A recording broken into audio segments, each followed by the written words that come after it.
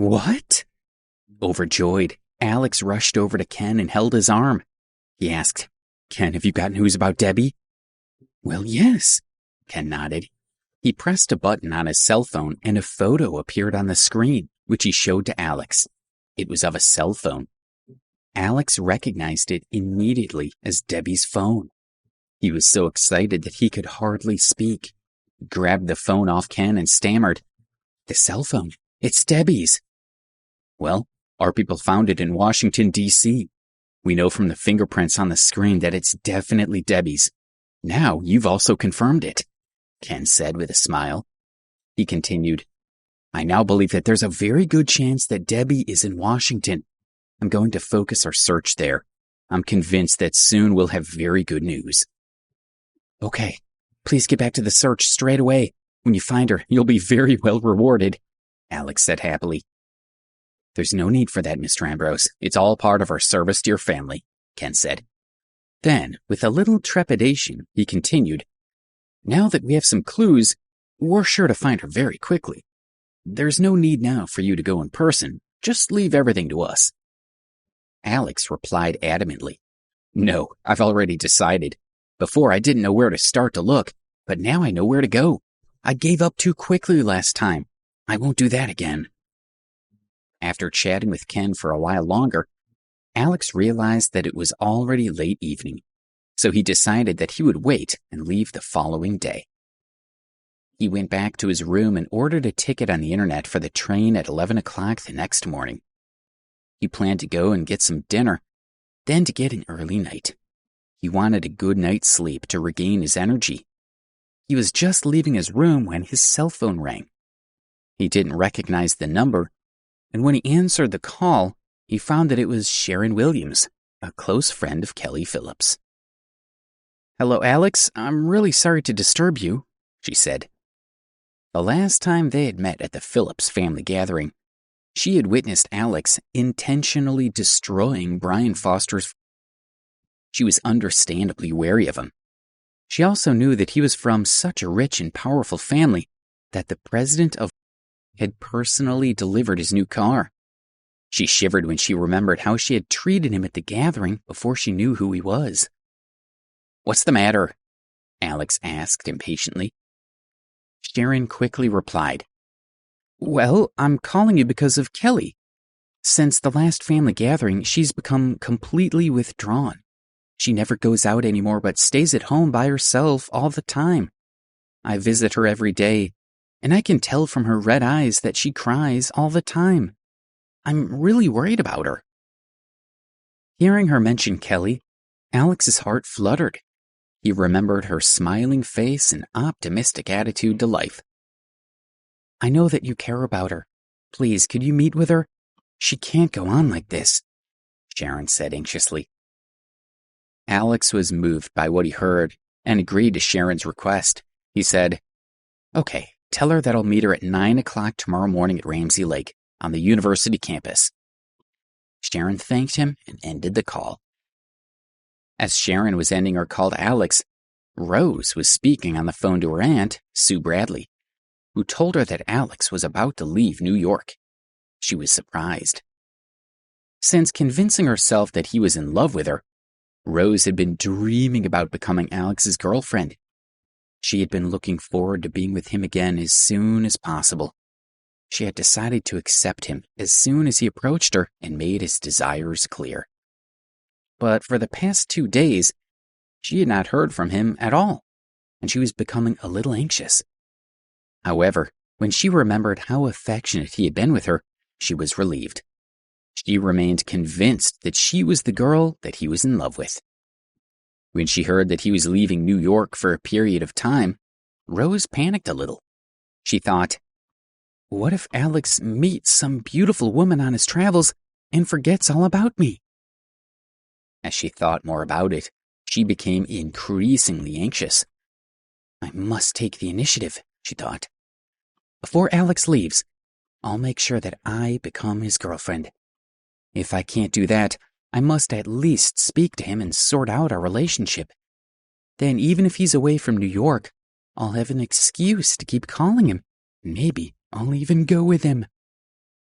Having made up her mind, she called him. Alex was wary when he saw that Rose was calling, but he still answered her call. She said to him shyly, "Alex, now it's the summer vacation and all my friends have gone home. I'm very bored at home on my own every day. Can you go out with me for the day tomorrow?" "Sorry, I can't. I'm leaving New York tomorrow," Alex answered. Rose thought for a moment. Thank goodness I made this call. Otherwise, I wouldn't know that he was leaving so soon. She said, "Where are you going? I can go with you. I'm already bored with being at home." She tried to sound calm, but her anxiety was clear in her voice. "No, I need to go alone," Alex answered. "I'm already booked on tomorrow's 11 o'clock train. I'm going to Washington, D.C. There is something I have to do there." He was going to find Debbie. There was no way he was going to take Rose with him. But she insisted. 11 o'clock isn't that early. Can you meet me for a while? Just for a chat? Perhaps just a walk by Ramsey Lake? Please?" Alex didn't know what to say. "Do you still hate me because of the way I treated you?" Rose asked suddenly. She sobbed. "I know that I used to treat you badly. I used to insult you and laugh at you. I know that I hurt you, but I hope that you meant it that day in the villa when you said you could forgive me." "Don't worry about it. I did mean what I said. I do forgive you. Don't cry." When he heard her voice trembling, his heart softened. "Okay, I'll meet you at Ramsey Lake tomorrow. But remember, I can't stay long. I'll only have time to walk around the lake." "Thank you. Even if you can only stay with me for 5 minutes, I'll be happy," Rose said, sounding chirpier. "I'll see you tomorrow morning at 9 o'clock at Ramsey Lake." Alex suddenly remembered that he had arranged to meet with Kelly at 9 o'clock. He certainly couldn't overlap that appointment with meeting Rose. Flustered, he said, Actually, no. I don't think I can get up in time to meet at 9. He thought, I need to give myself at least an hour to talk with Kelly. After that, I can walk around the lake with Rose, and then I'll need to get quickly to the railway station to catch the train to Washington." "Okay, that's fine. We can meet at 10 o'clock, Rose said and ended the call. After hanging up, Rose felt very happy with how it had gone. She thought, if Alex is catching a train at 11 o'clock, but still wants to find time to meet me at 10, that's definitely proof that he likes me. Tomorrow, I'll make sure that I seize the opportunity and use the time available to make Alex my boyfriend. The next day, Rose went to Ramsey Lake at 8 o'clock. She saw a tall man standing by the lake. After their conversation the night before, she had spent a lot of time thinking about her best approach when she saw Alex. She had not spent much time with him and didn't know him well, but she thought he was a quiet person and maybe too shy to tell her straight out how he felt about her. She had to handle the situation carefully. She had racked her brains trying to decide how she could make Alex confess to her that he liked her. Finally, she came up with a plan. When she and Alex were walking by the lake, she would arrange for some friends to attack them, pretending to be gangsters. Then Alex would come to the rescue and save her. This happened. She was sure that Alex would then realize how he truly felt about her. Even if he found it hard to confess his true feelings, it was perfectly normal for the hero and the beautiful girl that he saved to end up together. Convinced that he was truly in love with her, she decided that as soon as she told him how she felt, he would accept her immediately. Rose approached the tall man and asked him, "Have you brought everything you need?" "Don't worry, I'm ready," the man replied. "You see, I have a black stocking to cover my head, and this is a model knife. The blade can be retracted." He showed her the props that he had prepared to use. "You mustn't see them, and you can't let him catch you straight away. You understand?" Rose told him.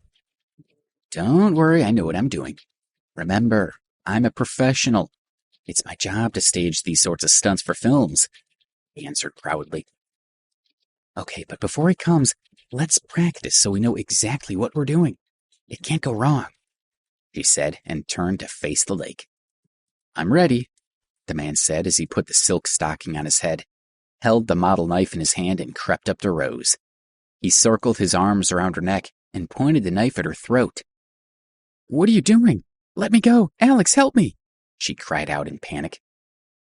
Suddenly, they both heard a quivering voice shouting at the man. Hey, you! What are you doing? Let her go! I'll call the police, the voice said. Rose turned her head and squinted in the direction of the voice. She saw two beautiful girls standing about 20 yards away. It was Kelly and Sharon. When they arrived at the lake and saw a gangster with his knife against a girl's throat, they were shocked. With shaking hands, Sharon pulled out her phone to call the police. Hi, girls, stop. Don't call the police, Rose quickly called, and then said to the man who still had his arm around her neck, Let go, are you stupid? When the man let go of her, Rose ran to Kelly and Sharon and said with a smile, It's okay. You've made a mistake. He's not a gangster. We're just messing around.